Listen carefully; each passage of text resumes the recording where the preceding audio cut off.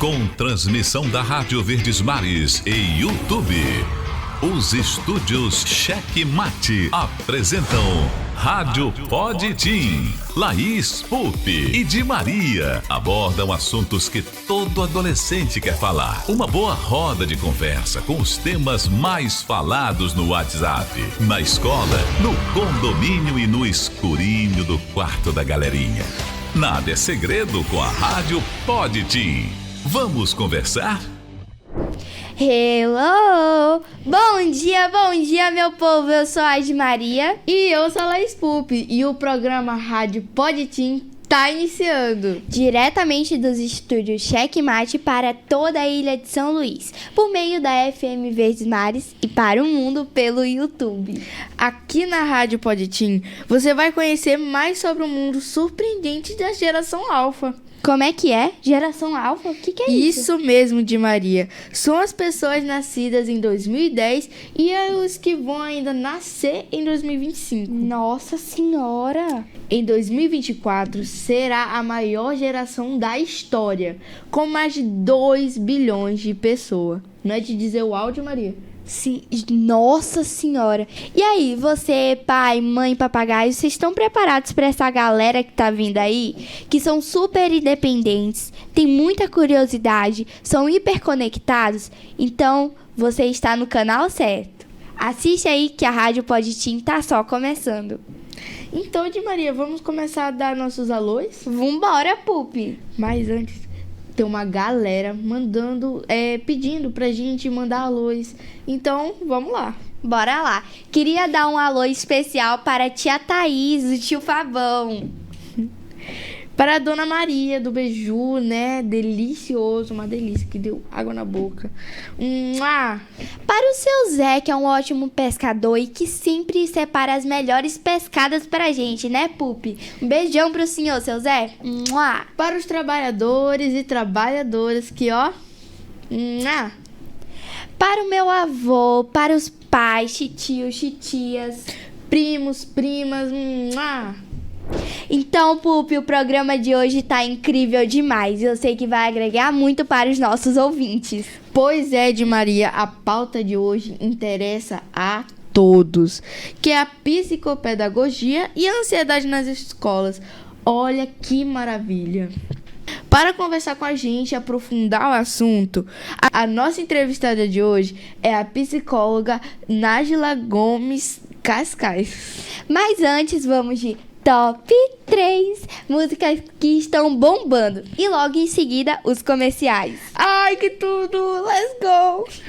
Então, ó, tu fica ligadinho porque tem muita novidade. E, é claro, logo em seguida, a entrevista. Rádio Pod Team. E aí, Pupi, alguma música que tu gosta tava no nosso Top 3 de hoje? Na verdade, Di Maria, as 3.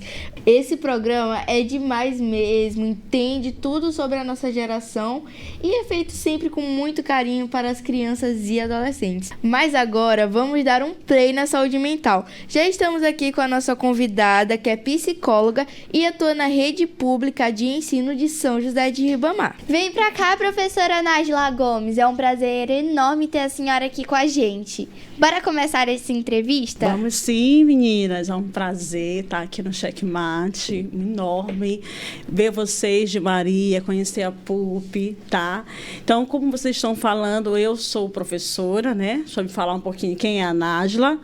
Sou professora na rede de São José de Ribamar. Então, a gente trabalha lá no Guanabara e também no São José de Ribamar, né?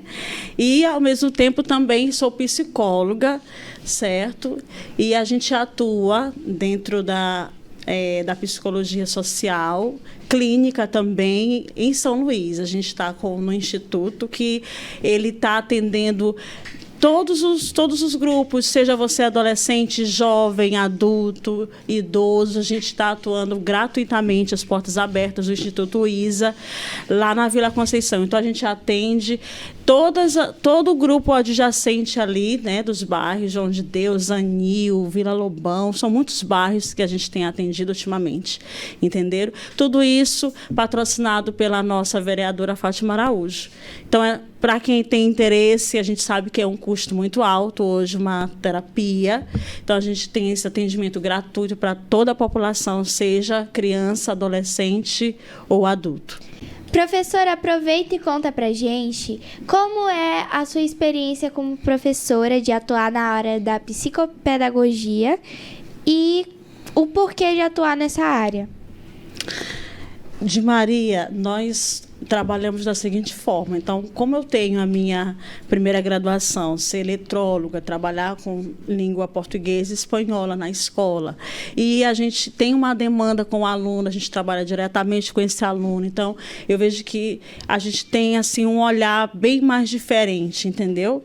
Por ser psicóloga, a gente tem um olhar, a gente tem um toque especial nessa alma desse aluno, entendeu? Que tem uma sensibilidade que a gente consegue identificar muitas coisas, transtornos, dificuldades, entenderam? Que faz com que a gente traga, né, possibilidades para poder esse aluno conseguir gerenciar todas essas emoções e aflições que passam, né, na vida dele. Sim. Nós sabemos que ser psicóloga ou psicopedagoga é uma profissão que não é muito fácil, porque você chegar, sentar com o aluno e saber o que está passando pela cabeça dele, a senhora acaba absorvendo alguma coisa assim, nesse tipo?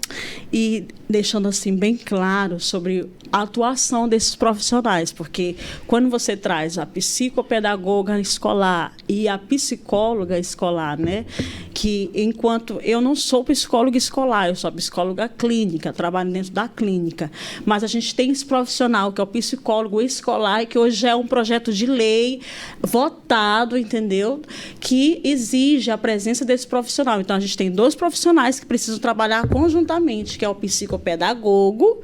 O que ele faz? Ele fica intermediando, ele precisa observar, ele precisa trazer possibilidades, projetos, preparando todo o pessoal do grupo escolar.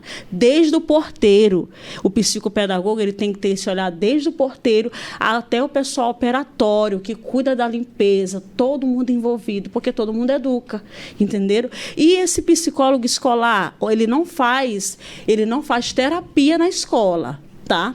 O psicólogo escolar, o que ele faz? Ele faz rodas de conversa, ele traça projetos, ele tá nas reuniões de pais e mestres, entenderam? Trabalhando, trazendo ideias de como atuar, como os pais podem ajudar esse filho, trazendo, clarificando o que a gente percebe que pai e mãe hoje não está tendo esse direcionamento, está faltando, entenderam? Nos pais, porque a gente sabe que, gente, estamos avançando, tem muito avanço, mas ainda é nítido a gente entender que falta muita coisa para a gente poder diagnosticar, para a gente poder entender bem todos esses conflitos que estão acontecendo, que é ansiedade, entendeu? E a depressão que em massa, coisas que estão totalmente desgovernando esse aprender dos jovens na faixa etária de vocês, entenderam? E que eu, como professora, eu como mãe, eu como psicóloga, a gente está aqui para a gente sanar, entendeu? E auxiliar os nossos gestores. Então, na escola, a gente trabalha sempre com ideias com os gestores, casando com os gestores, trazendo esse psicopedagogo também para cá, para a gente poder montar projetos, sempre com a ideia de ajudar os alunos a gerenciar uma ansiedade e uma depressão. Entendem? Sim, sim. Como você acabou de falar, que a psicopedagogia e o psicólogo nas escolas, qual é a participação da família? Assim, a gente vê como o fator bem importante para que aconteça essa crescente onda de ansiedade, porque, meninas, ansiosos nós sempre estamos, entenderam? tempo todo para a gente fazer uma avaliação na escola, eu estou ansiosa, né? Quando eu estou na expectativa de receber a minha nota, eu estou ansiosa, entenderam? O horário de chegada, então a gente está ansioso o tempo todo. Aí o que o pai e a mãe precisa, né? Identificar qual é o papel dele quando isso tem assim uma camada, algo assim crescente, está desenfreado e tem uma frequência. Ele está desequilibrando, está muito estressado, entendeu? É muita chateação, muita zanga, não tem concentração, e isso está só crescendo. Aí a gente precisa o quê? Enquanto pais, a gente precisa estar atento a esse detalhe, porque se o meu filho ele conseguia aprender, ele tirava notas razoavelmente boas, e agora ele não consegue concentrar, ele perdeu a concentração, ele não tem mais, não dorme bem, entenderam? Ele chora com facilidade, se chateia, ficou um filho assim bem mais respondão, agressivo em casa. Então eu tenho que já ir ligando, né, as anteninhas. Não está bem enquanto pais, mas eu preciso ser um pai o quê? Que está presente, que pergunta, pai de presença. Não é o pai no WhatsApp, como é que você está? Porque eu vou responder do jeito que eu achar que está conveniente. É um pai de presença, que ele pergunta, mas olhando nos olhos. Ele não tem que estar com o celular na mão nessa hora. Essa hora é ele e o filho. Como é que foi? Você está bem? Entenderam? Então, é um tempo que não é porque eu trabalho o dia todo e isso eu vou deixar para outra pessoa fazer, um avô, uma secretária. É eu estar naquele horário que eu cheguei, mas ser de qualidade. Entenderam? E aí a gente vai dando esse estoque para os pais, para que eles utilizem o tempo que eles estão em casa com os filhos no final de semana de presença, de qualidade, para ele identificar detalhes como esses. Entendem? Então é isso. Sim.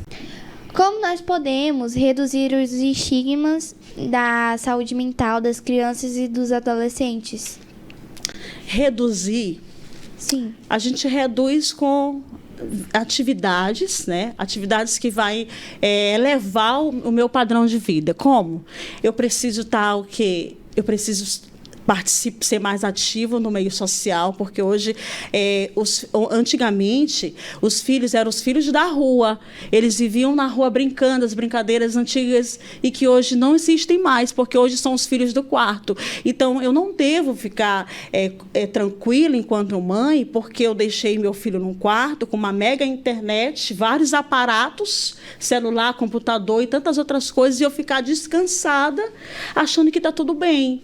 Entendem? Então, eu preciso estar antenado a esse detalhe, porque o filho do quarto hoje, ele está envolvido com amizades, entendeu? De risco, sites, programações que ele está participando, que ele está interagindo, que o pai e a mãe não sabem, entendeu? Até o namoro online, às vezes a menina de menor e ela namora com uma pessoa de adulta. Entenderam? Então, por quê? Porque a gente entrega o filho para o quarto, achando que no quarto ele está mais tranquilo, ele não está na rua, não corre perigo, mas aí é que está o perigo. Entenderam? Por conta de tantos aparatos que hoje nós temos. Entende? Então, eu preciso estar com presença com ele também. Eu preciso incentivá-lo a fazer uma atividade física, fazer algum hobby, alguma coisa que ele gosta, uma atividade esportiva, entenderam? Para tirar mais dessas redes, entenderam? Da rede social, que ela, em pontos, ela é positiva. Em pontos, porque tudo é equilíbrio, entendem? Nem muito e nem de menos. É equilibrando. Então, eu preciso levá-lo para uma atividade esportiva, eu preciso andar com ele, entendeu? Incentivá-lo a estar com amigos de presença mesmo, trazer na minha casa, olhar quem são essas pessoas, quem são esses amigos, permitir essa interação, fazer trabalho escolar, pode vir fazer, entendem? Então, é isso que a gente precisa fazer para a gente estar diminuindo essa crescente onda de problemas psíquicos que têm ocorrido dentro da adolescência. Sim. Então, professora, e aqueles filhos que ficam dentro do quarto e os pais ficam trabalhando o dia inteiro? Qual é a assistência dos pais nesses casos? Nós temos algo assim muito nosso de nos habituarmos, né, a coisas que vão nos levar a caminhos perigosos.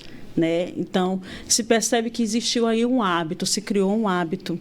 E agora eu preciso desconstruir isso. Enquanto pai e mãe, eu preciso entrar. E eu não devo entrar com muita delicadeza, porque ali pode já ter um risco, algo mesmo perigoso, entenderam? Então, eu preciso participar. Como é que eu vou correr atrás agora? Eu preciso chegar junto desse filho, entendem? Preciso ser mais um pouco curiosa, ao mesmo tempo que a gente respeita a singularidade dele, mas eu sou pai, eu sou mãe. Eu preciso participar, eu preciso perguntar, eu preciso ter curiosidade. Olha, observar esse comportamento, porque ele vai deixar, tem um sinal. Nunca fica totalmente silencioso, entendeu? Camuflado. Se percebe, ficam os sinais, se percebe isso. E eu não devo fazer vista grossa. Então, há sinais, vai existir, ele vai deixar, entendeu? Sinalizar isso. E aí você atua. Você precisa ajustar o seu horário de trabalho. Ou você precisa ocupar esse filho do quarto, ele precisa ser ocupado, ele precisa ter tarefas, delegar tarefas a ele para que ele faça, entendeu? E organizar o meu horário, eu mãe, eu pai, para poder dialogar, estar de presença com ele, porque hoje os filhos fazem refeições em horários diferentes, não fazem refeições fora do quarto, porque o pai permitiu, isso foi uma coisa que nós permitimos, por isso se criou um hábito, e agora eu preciso desconstruir isso. É necessário desconstruir, porque ali tem risco, e ali pode desencadear algo muito pior do que ele imagina. Vai chegar um momento que aquela panela de pressão ela vai explodir, e vai sair coisas dali. Aí a gente pergunta depois, né, foi chamado na escola, porque geralmente na escola, meninas, é que vocês, não sei se vocês observam na escola, mas existem as emoções, né? Na adolescência elas estão à flor da pele, elas estão a todo vapor. E ali na escola eles sinalizam: minha mãe não se importa comigo, eu não tenho meu pai e minha mãe comigo. Na escola eles pedem socorro para professor, para diretor, para todos eles pedem. Eles querem ser cuidados. O ser humano precisa de cuidado, precisa de atenção, precisa ser acolhido. E lá na escola, eu, professora, eu faço papel de mãe, entendem? A psicóloga, entendeu? E a tia e tantas outras coisas. A gente é tia na escola. Por quê? Porque a gente abraça, a gente vai ao banheiro ver choros, entenderam? Na sala a gente acalma, na sala eles choram e sempre traz alguma coisa do passado, traz alguma coisa lá da ambientação familiar, lá de dentro de casa. Porque eles não querem ser aqui tudo. Hoje a gente dá tudo para o filho e aí para a gente isso está tudo certo, porque ele tem tudo. Eu trabalho muito para sustentar todos os gostos, dar tudo para ele, mas ele não quer tudo isso. Ele quer ter o cuidado, ele quer ter o olhar, ele quer ter o abraço. E aí você não está dando o abraço, a atenção, o olhar, o cheiro gostoso, a comida juntos, almoçar juntos, fazer uma refeição no final de semana. Não é nem para pai e mãe estar em celular. É para a gente ir para um parque juntos, entenderam? É para a gente fazer piqueniques na natureza. A gente tem aqui lugares maravilhosos na cidade, tanto de São Luís como de São José de Ribamar, que eu posso estar com meu filho, mas o meu filho está no quarto. Sabe Deus o que meu filho faz no quarto. E eu estou na sala, no celular. Entenderam? Então, a gente precisa ficar juntos, dar as mãos. Família, a gente precisa de vocês. Enquanto escola, eu falo aqui como escola, a gente precisa de vocês. Então, o final de semana é para você estar junto, porque a gente entende que a gente precisa trabalhar. Mas a noite chegou, eu vou dar um cheiro no meu filho, eu vou olhar a bolsa do meu filho. Ele quer isso, cuidado, olhar a bolsa, olhar a mochila, assinar a agenda. O que foi na agenda? O que a professora está falando aqui, meu filho? Ele quer isso. E no final de semana, vamos para a casa de vovó, vamos para a casa de titio, vamos para o parque, vamos para a praia. Entenderam? E não dar coisas. Não materialize. Ele não é matéria, ele não é objeto. Ele é ser humano. Ele quer amor, ele quer abraço, ele quer cheiro, ele quer carinho. E é isso. Professora, a senhora entrou em um assunto muito, muito, muito importante.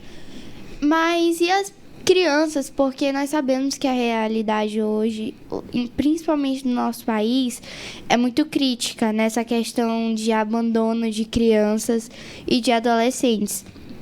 E nos casos de que o pai realmente não é presente, a mãe realmente está ali, mas é como se nem tivesse como pai.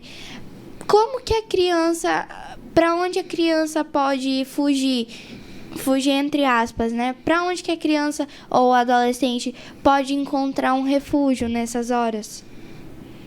É um desapontamento, né? A gente entende que tantas pessoas são pais e mães, mas não exercem como deveria ser, né? E aí, onde encontrar esse refúgio? Esse refúgio, ele é encontrado, gente, ele é encontrado numa avó. Eu tenho na clínica adolescentes que são levados pela avó, porque vocês são inteligentes e vocês querem conquistar o espaço de vocês. Então, eu recebo na clínica adolescente que a mãe chamou a tristeza profunda que ele está passando, os traumas que ele tem, ela invalidou. Ela não fez questão de ouvir, ela chamou isso de besteira, chamar a atenção, que é aparecer. Mas sempre existe alguém, porque Deus não fez a gente para sofrer, entendeu? Deus fez a gente para ser feliz, de propósito. Então, você sempre vai ter um escape, porque ele sempre coloca uma pessoa. E, às vezes, é um professor. Já recebi professores levando aluno na clínica. Já recebi avós, tios, entendeu? Até amigas que levaram na clínica. E que bastou uma conversa, 2, 3, que a gente fez de atendimento, e ele já conseguiu continuar, seguir. Entendem? Então, às vezes a mãe não quer ir, ela não tem aquilo como algo sério.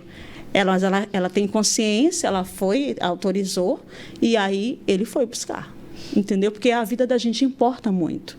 E quando o adolescente está assim, ele está sinalizando, é porque ele quer viver.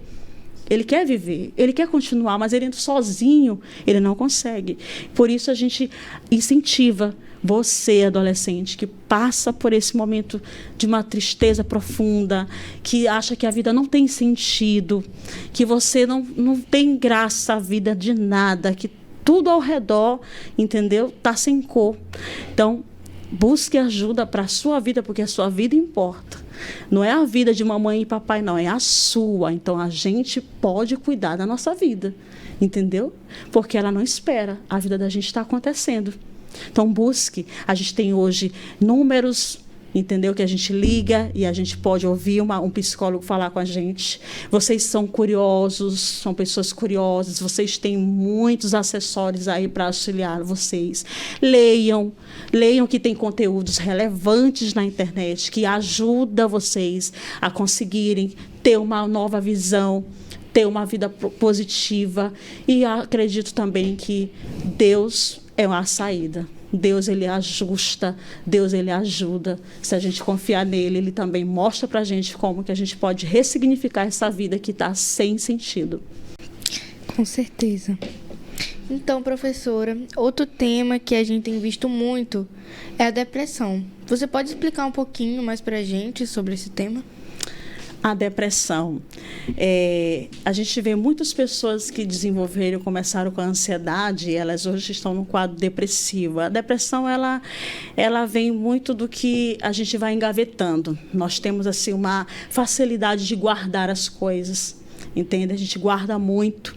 Então, vai desde uma fala que você não gostou na escola, por exemplo. Às vezes o professor, tem professores que eles não têm uma sensibilidade com o aluno, a gente entende, outros já têm. Tem professores que acham que ele deve agir como antigamente, ele é muito do passado e ele não quer inovar, entendeu? E ele acha que ele tem que falar de qualquer forma, e a gente vê que esse falar, às vezes, ele vai afetar. E tem alunos que guardam falas de que você é burro, você nunca vai conseguir, entendeu? Você não nasceu para isso. Então, existem esse tipo de falas ríspidas, né, que partem não só dentro da escola, mas em casa. Em casa, os pais, eles falam coisas para os filhos que ele acha que aquilo ali vai bater e sair. Não, ele vai guardar. E ele vai viver daquele jeito, não servindo para Nada. Não servindo para nada.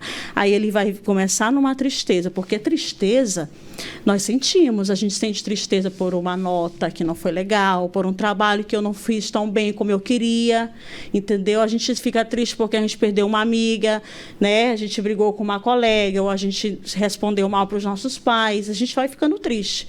Só que essa tristeza, que é permitido e saudável até de sentir, ela não deve o quê? Ela não deve perdurar. Extrapolar. Né? Extrapolar. Então, sentir tristeza, ela é saudável até um ponto. Quando é que eu tenho que ficar ali antenada com isso? Já está viralizando uma doença psicológica. Porque agora eu não me alimento, ou eu me alimento demais, ou não me alimento nada. Né? Tem pessoas que comem muito quando já estão no quadro depressivo e não comem nada. Que não tem mais o cuidado com o corpo, que não se cuidam, se deixam, não tomam banho mesmo, entendeu? Não saem de dentro da casa ou do quarto também. E que ela só chora, ela não quer contato social, ela não quer atender telefone. Ela muda completamente. E isso vai aos passos, ela vai mudando. Então, ela não tem mais tolerância por muitas coisas. E o que pode levar a pessoa a um quadro depressivo? O desemprego, entendeu? O desemprego leva uma pessoa a um quadro depressivo. Quando ela se deu muito àquele emprego, ela só sabia fazer aquilo, e agora ela foi desligada, ela pode entrar no quadro depressivo.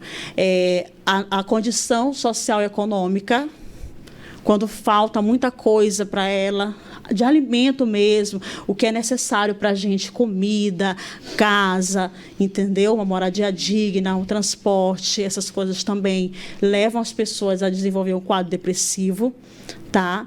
E frustrações, como, por exemplo, um estupro foi ocasionado, foi, por exemplo, outra situação dentro de casa, que aconteceu de violência, né? Isso tudo vai desenvolvendo. E aí, quando a gente fica atento, porque aquela tristeza ela perdurou. Aconteceu isso em determinado tempo, e até hoje a gente percebe que a pessoa não conseguiu continuar a vida. Então, quando aquilo que me paralisou você, a gente já tem que estar com cuidado. Atenção, cuidado, risco, porque a pessoa não consegue executar suas tarefas, não consegue estudar, não consegue mais trabalhar, buscar oportunidades, entendeu? Porque ela paralisou, ela engavetou, e a gente vai guardando. Um dia, aquilo ali explodiu. E aí ela diz, eu não quero mais viver, a minha vida não tem mais nenhum sentido. E ela começa a usar frases, ela escreve, ela usa, quando ela tem rede social, ela vai colocando imagens, entendeu? De pessoas tristes, ela sempre cabisbaixa, com choro. E assim, só tende a crescer quando ela não tem o quê? Uma acolhida. Que aí o que as pessoas falam hoje, quer chamar atenção. Que é drama. Drama, gente, rebeldia. É preguiça. Ela não levantou da cama, não levanta, só vive deitada. É preguiça. Esse deitar está mostrando para você que ela não está bem. E ela não precisa dessas falas de que ela é preguiçosa, entendeu? Você está só confirmando algo que está péssimo e você só está confirmando para que ela continue. Você não vai tirar ela daquele quadro.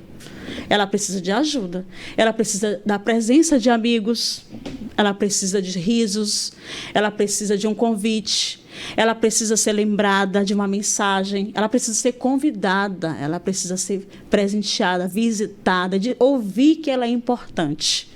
E também, mais que tudo, ela precisa de uma ajuda de um profissional para ela poder conseguir, porque sozinha, há casos que a pessoa consegue quando ela está o quê? Amparada de familiares, que é muito importante a presença familiar, e dos amigos. Mas há casos que somente essas pessoas elas não dão conta, porque pode ser que ela já esteja o quê? Não esteja mais leve, mas esteja mesmo no nível mais aquecido, que a gente vai chamar de... Ela já está ela está no ápice da depressão, no ápice mesmo. Sozinha ela não vai. Essa depressão pode ser essa depressão e ansiedade podem ser ocasionadas por alguma coisa que você absorveu que hoje em dia você já não consegue mais falar sobre aquele assunto, algo do tipo, principalmente se você, vamos supor, colocar, se acontecer de pessoas fazerem meio que essa depressão e essa ansiedade entrarem na sua vida e você não conseguir mais olhar nem para a pessoa e você começa a chorar, o que a gente faz nesses casos? Porque nós somos pessoas afetuosas. Nós sofremos ou pela falta de afeto ou pela quantidade, né? Uma grande quantidade de afeto. Então, a gente vai sempre sofrer por afeto, seja a falta dele, entendeu? Ou uma quantidade Ou excesso desfavorável, né? Desse afeto. Quando é que é a falta do afeto que eu vou sofrer? Quando eu não tenho amigos, quando eu não tenho mãe para... Só tenho no nome, mas eu não tenho o quê? A mãe que cuida, o pai que cuida, entenderam? Eu não vivo em paz dentro da minha casa, não tem interação, tá? Nós não nos relacionamos, nós somos seres relacionais. Entendem? Imaginem vocês, se voltem para dentro da casa de vocês e pensem quanto é importante chegar, dar um riso, dar um beijo, dizer que ama. Nós somos seres relacionados o tempo todo. Chega na escola, você tem aquele bom dia, né, das pessoas da escola, do grupo da escola, tem os amigos. Então, o tempo todo nós somos relacionais. Estamos nos relacionando. Então, esse afeto, ele é benéfico para a gente. É importante você se sentir bem naquele espaço de casa, da escola, do clube, da igreja, da rua.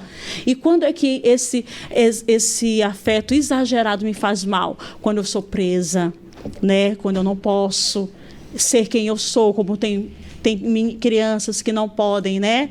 Que não podem participar, que são desligadas de atividades porque a mãe acha que não deve, que não pode. Fica tolindo ele de participar e que é necessário ele estar inserido em atividades, participar das atividades na escola é importante e que às vezes os pais eles vão tirando isso, né? Porque ele não vai, porque ele não quer ou porque ele não foi acostumado, ele também não permite que o filho vá. Entendem? Então, eu escuto muito de adolescentes falar, eu queria muito participar, mas a minha mãe ela não aceita isso. Às vezes, porque ela é cristã, ela não aceita que ele possa fazer parte de uma atividade na escola, entendeu? E tantas outras coisas. A gente sabe que tudo tem que ser no equilíbrio. Entendem? A gente tem essa parte, que é a nossa formação, a nossa espiritualidade, mas a gente precisa equilibrar isso. E aí, tudo isso é um desgaste. Ele se sente muito preso, ele não se sente participante daquele meio, ele se sente para baixo, porque ele foi tolhido. E assim, muito disso vai fazendo com que a autoestima vai o quê? Baixando. Porque a gente precisa estar com a nossa autoestima moderada, Sim. Entendeu? Sempre no equilíbrio. E aí tudo isso vai fazendo com que ele vai perdendo a vontade, a força, a vitalidade para viver. Porque nós precisamos de afetos, nós precisamos nos relacionar.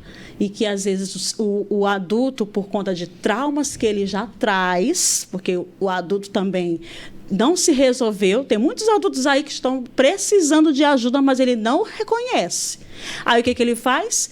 Ele vai colocar tudo aquilo, ele vai trazer tudo aquilo para a vida do filho. Como a vida dele não foi boa e ele não se resolveu com relação a isso, tem pessoas que não perdoam, que nunca perdoaram situações adversas até, entende? Que nunca gostaram do que elas são, não se amam, não se gostam, não se respeitam, e aí elas levam isso tudo para dentro da criação dos filhos. E aí os filhos vão só o quê? Esponja, vão só absorvendo. Aquela mãe muito ignorante, aquela mãe muito desafetuosa, aquela mãe que reclama muito, muita lamúria dentro de casa, não existe o perdão, não existe a gratidão.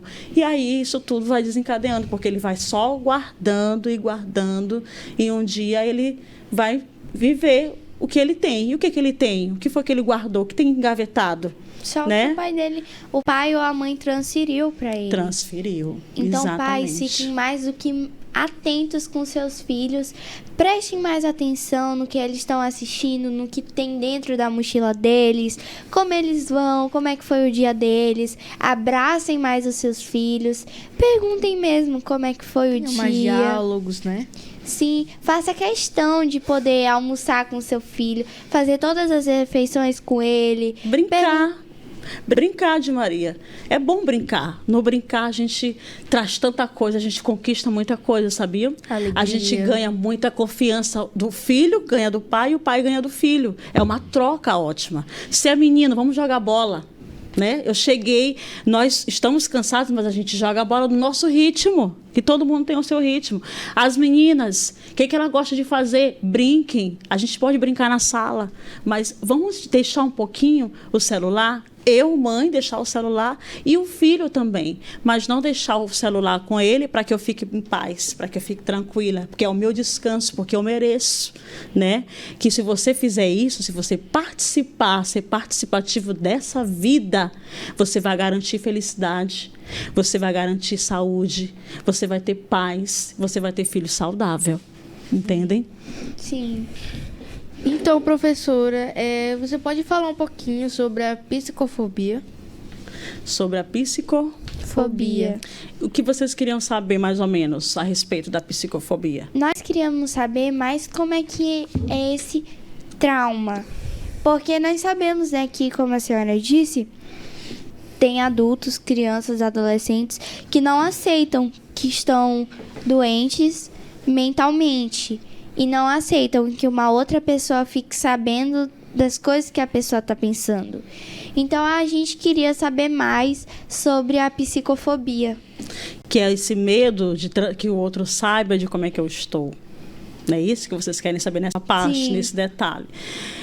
Porque a gente quer o tempo todo transferir para o outro a vida saudável que a gente tem. As pessoas até brincam que a gente coloca muito na rede social, né, o melhor da vida, né, os momentos mais felizes, né? Pode falar, de Maria. Que Instagram, TikTok não é só isso, que não é só felicidade. Isso. Até porque por trás das câmeras tem toda aquela... Porque ninguém é perfeito, ninguém é totalmente feliz. Sempre vai ter alguma coisa que vai ocasionar tristeza. Até porque, como a senhora disse, se a gente não tiver a tristeza, a gente já não vai mais saber equilibrar a felicidade. Então, como meu pai diz também, tudo que é demais é sobra. É bom a gente andar nesse equilíbrio. Deixar tudo assim. Balanceado. Sim. Eu tenho que entender que as pessoas, elas passam por esses desequilíbrios que é da vida, até mesmo Maslow, né, a pirâmide de Maslow traz a respeito das nossas necessidades que nós temos, necessidades primárias, né, que começa desde do banhar, do se alimentar, do cuidar de si até a autorrealização. Então, existe esse olhar que Maslow deixou para a gente, que eu trabalho muito isso com os meninos a respeito de que eu preciso, né, me realizar. A gente está aqui para isso, a gente tem essa vida para a gente se sentir felizes mesmo. E é possível se sentir feliz, entendeu? É possível você se sentir feliz ainda nessa vida, que às vezes as pessoas pensam que elas não serão felizes só quando elas morrerem, quando elas forem para outro lugar. Tem gente que fantasia muito a respeito disso, mas é possível você ter felicidade, gozar do que é felicidade aqui, nessa vida. E que as pessoas ficam o quê? Camuflando felicidade, trazendo como belas fotos, né? Momentos que elas vão repaginando, trazendo como uma perfeição, que até a própria rede social já traz, né, as perfeições do rosto da pessoa, da imagem, e que para ela é mais necessário se portar dessa maneira, e ficam nessa fobia de revelar que está triste. E eu preciso dizer que eu estou triste. A gente já vai entrar agora até no detalhe do dizer sim ou não. Você precisa, Pupi, dizer que você não está bem, que você não está legal. Você não tem que ficar mostrando para o outro que você está 100%, porque nós somos assim. Hoje, você pode ter acordado 30% da tua vida. E aí? O que tem nisso? Hoje você está 30%, você pode até ter levantado 30%, não está muito bem, mas termina o dia 90%, 100%. Nós temos que saber lidar com esses detalhes que a gente vai chamar de ambivalência. É da vida você se sentir triste, você se sentir feliz, você acordar mal e você terminar o dia bem. Ou é da vida, hoje eu estou 30% e amanhã eu vou estar 80%, entenderam? Não é anormal isso. Porque nós passamos o tempo todo, por quê? Por várias situações. E vocês, na adolescência, estão na transição das emoções. E não está claro para vocês isso. Sentir tristeza, sentir alegria. Não está claro o que é isso para vocês. Vocês estão ainda nesse processo de se conhecer. Estão se conhecendo. E eu, pai, eu, professora, eu, diretor da escola, eu tenho que ter o quê? Conhecimento disso.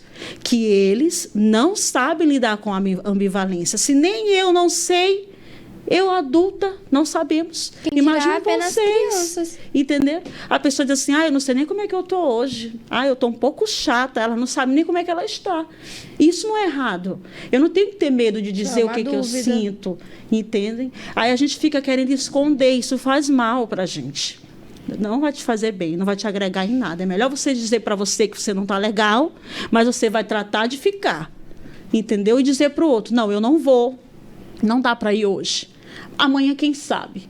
Isso você tem que saber gerenciar muito bem, porque a gente também não tem que querer agradar o outro e ser desagradado. Primeiro você. Primeiro você tem que estar bem, para você participar, para você ir, para você ser. Então, não tenha medo de dizer como é que você está, como é que está o teu estado.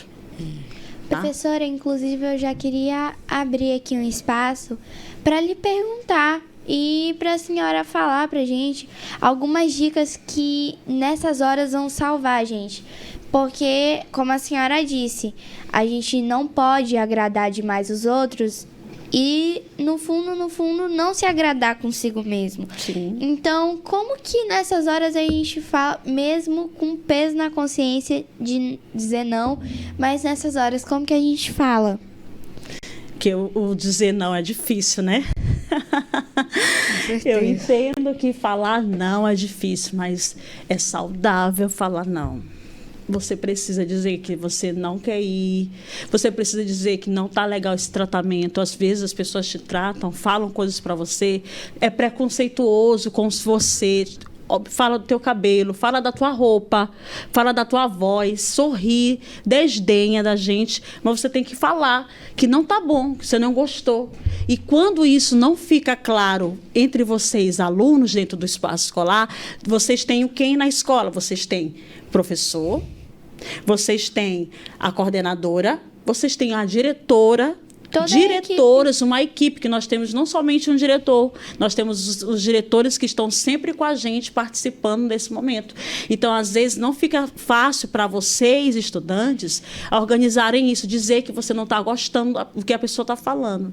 Entendeu? Mas não aceite, porque a gente sabe também dos casos que são os bullying na escola, que é algo que tem adoecido as pessoas. Muita gente está ansiosa, muita gente também desenvolveu a depressão por conta disso, que a gente julga como besteira, mas isso tudo está dentro do quê? Do não.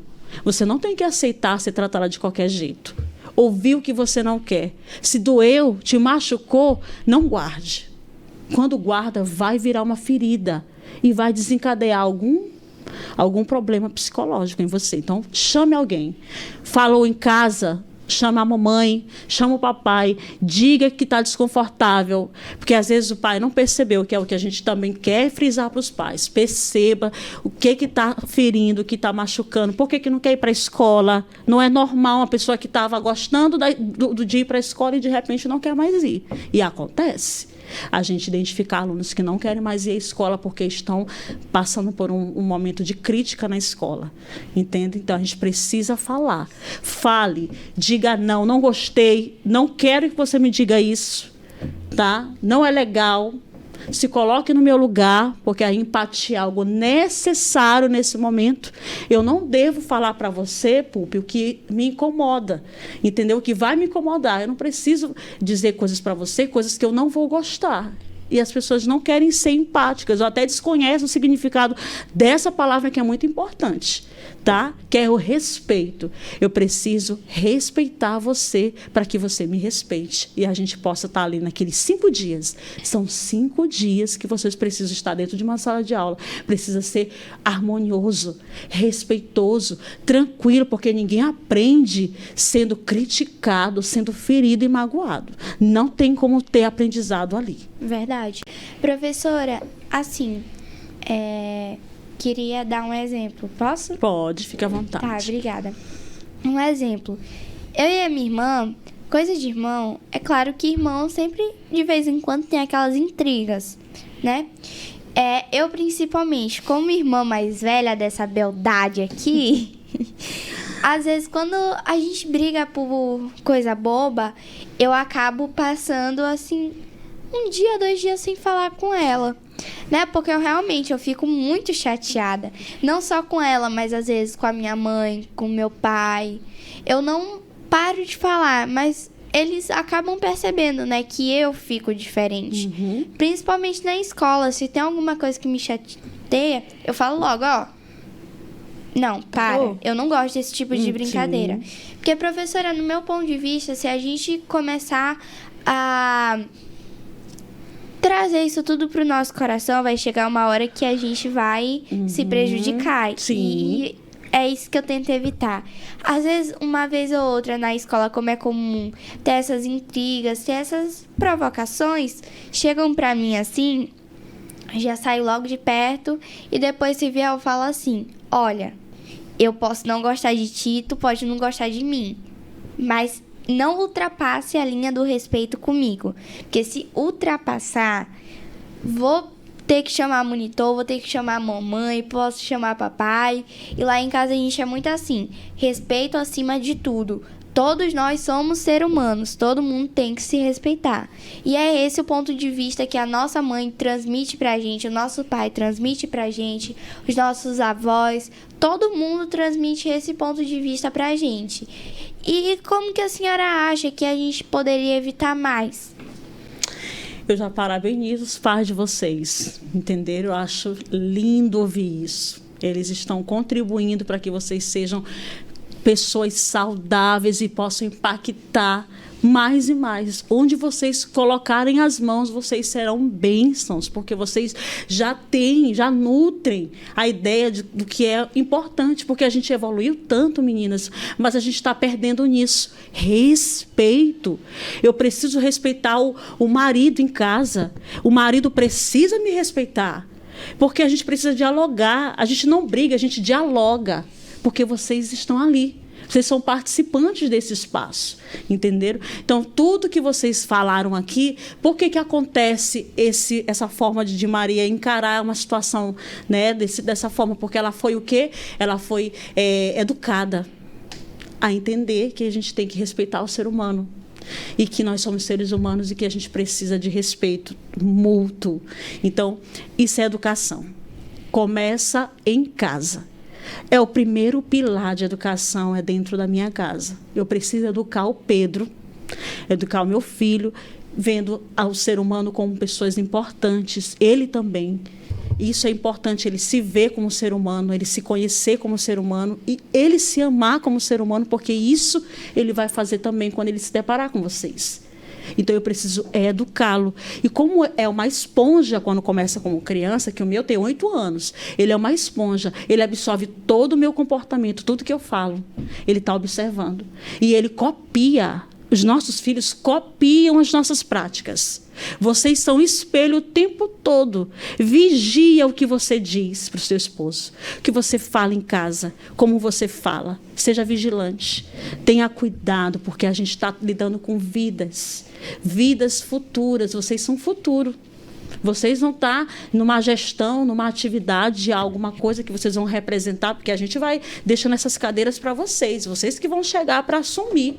E vocês precisam ter esse detalhe que falta nas pessoas, que é respeitar e amar o próximo. Isso é bíblico.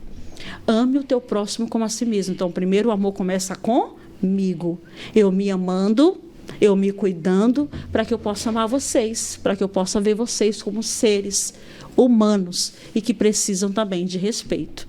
Então, é na educação e é na primária, que é dentro de casa, e a gente na escola só faz o quê?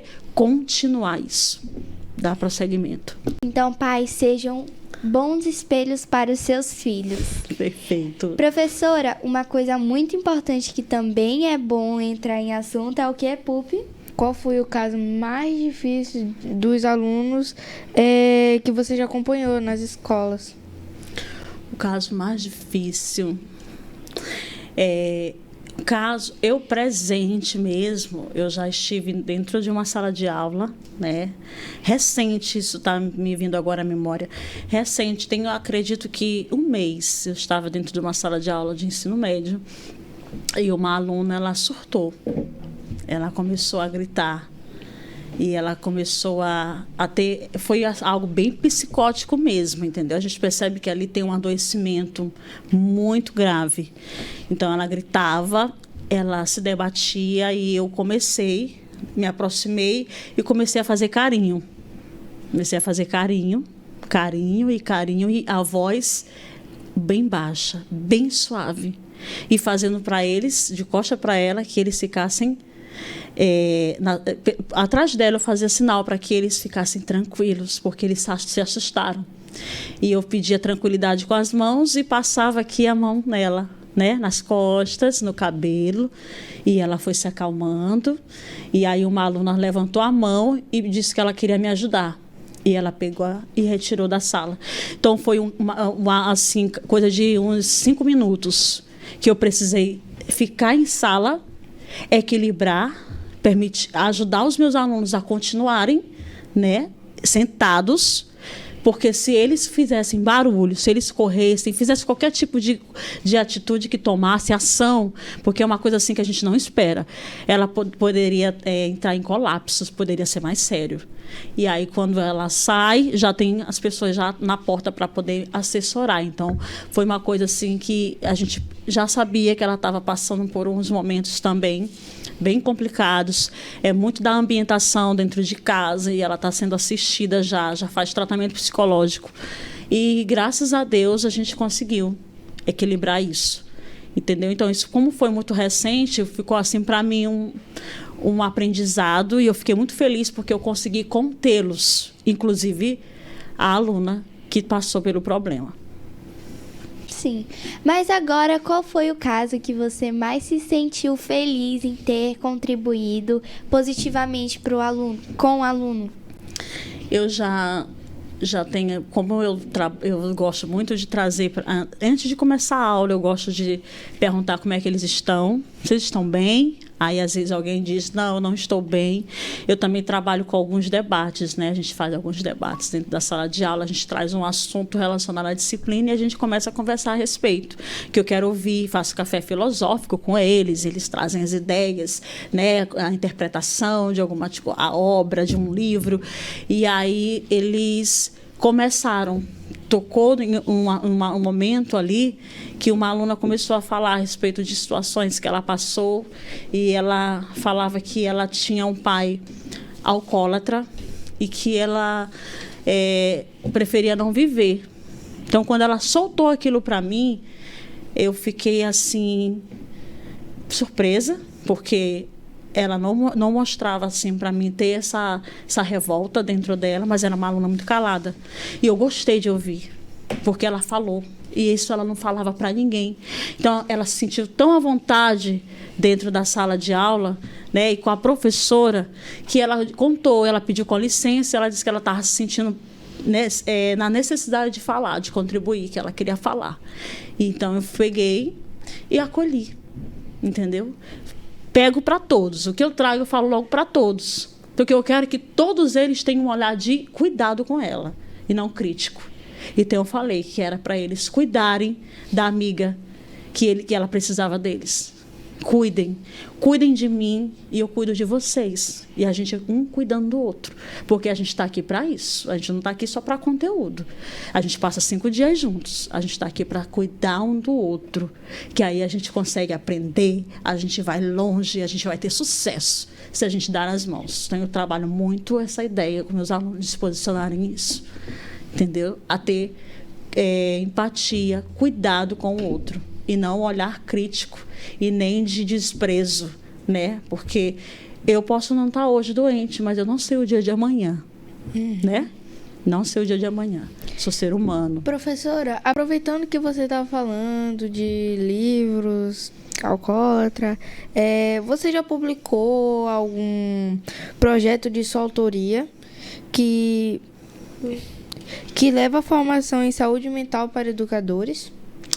Olha só, eu tenho eu gosto muito de cuidar de pessoas, né? Gosto demais, é tanto que eu criei um projeto social em Ponta Verde. Esse projeto ele acontece dentro da minha casa e eu trabalho com crianças.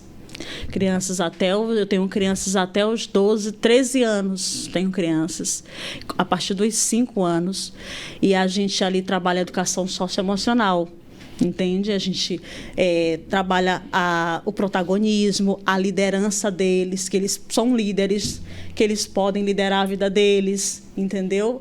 Que eles podem dizer sim, podem dizer não, eu falo a respeito do que é emoção, trabalho com eles a alegria, falo o que é alegria, o que é amor, o que é respeito, trabalho valores, princípios, e aí a gente tem esse trabalho com essas crianças e depois disso a gente também trabalha o espiritual.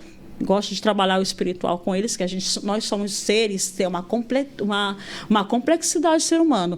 A saúde da gente, ela não é só orgânica, a minha saúde ela é orgânica, ela é social, ela é espiritual e ela é psicológica e mental. Então, a gente é muito completo, né? E, ao mesmo tempo, essa completude, ela faz a gente ser, assim, que é o conceito de saúde, que as pessoas não conhecem, acham que está saudável, não estar sentindo dor. Então, eu trabalho todos esses detalhes com essas crianças, que eu acho que o autoconhecimento, você precisa conhecer as suas emoções. Você precisa saber, Maria, o que te traz tristeza. Por que você fica triste? Eu tenho que saber o que me faz ficar alegre. O que me traz medo?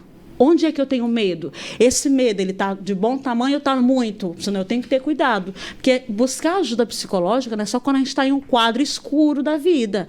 A ajuda psicológica é aqui. Eu posso estar nesse momento, como eu sou assistida por uma pessoa. A gente tem que estar todo o tempo buscando, porque às vezes a gente está destemperado, né? A gente está ou de mais ou de menos, não está no equilíbrio. Então, eu preciso ver com uma pessoa experiente, que é o profissional, se está tudo certo, se está tudo bem. Até a alegria demais é para a gente cuidar. Por que eu estou sentindo muita alegria? Entenderam? Uhum. Então, não é só quando eu estou num quadro difícil e escuro da minha vida, me sentindo péssima, que eu vou buscar ajuda. Não, em todo momento a gente tem que estar se cuidando, entenderam? Então eu trabalho isso com essas crianças porque ela é uma comunidade carente.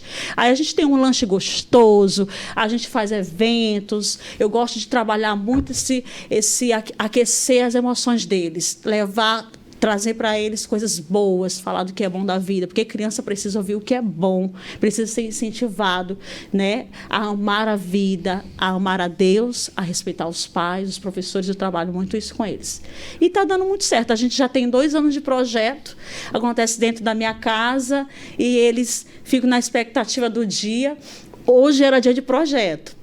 Aí eu pedi para que as mães levassem ontem, porque hoje eu teria um compromisso. Por isso que quando me convidaram, eu ainda fiquei preocupada se daria ou não, porque o horário do projeto começa às 3h. Mas eles foram ontem, e ontem foi pipoca e mais pipoca para todo mundo, não foi? Mas é isso. Gente. Eu gosto muito de cuidar deles. Professora, eu tenho uma curiosidade. Pergunte. Como é que você trabalha essa parte do espiritual com as pessoas? Eu gosto de saber se a pessoa ela tem uma crença. Porque nós temos diversas crenças, né? Há pessoas que acreditam no invisível, as pessoas que acreditam em Deus, há pessoas que têm uma crença. Todos nós temos uma crença, né? Seja qual for, mas você acredita em algo que seja a tua fortaleza, que ilumine a tua vida. Você tem uma crença a respeito disso. Então, sempre que eu chego para alguém, seja aluno ou um paciente na clínica, eu pergunto: qual é a tua crença? Eu gosto primeiro de perguntar para você, qual é a sua crença? Com isso, eu vou o quê? Eu vou trazer, porque não é que a crença ela vai ser uma válvula de escape, mas ela contribui muito. Muito quando você tem uma crença. Eu creio em Deus. Então, a gente vai trabalhar essa percepção de que Deus, Ele te fez a imagem, né? Deus nos fez a imagem dele e Ele nos fez para a gente ser pessoas o quê? Prósperas de felicidade, de amor, de realização. Então, quando eu sei que ele crê em Deus, bem ali eu pego, aquilo ali para mim é uma deixa, entendeu? Para trabalhar, levar esse padrão de vida para que ele perceba que ele não foi feito para estar naquela situação e que tem jeito, porque para Deus nada é impossível. tudo é possível àquele que crê. Não é isso? Sim, senhora.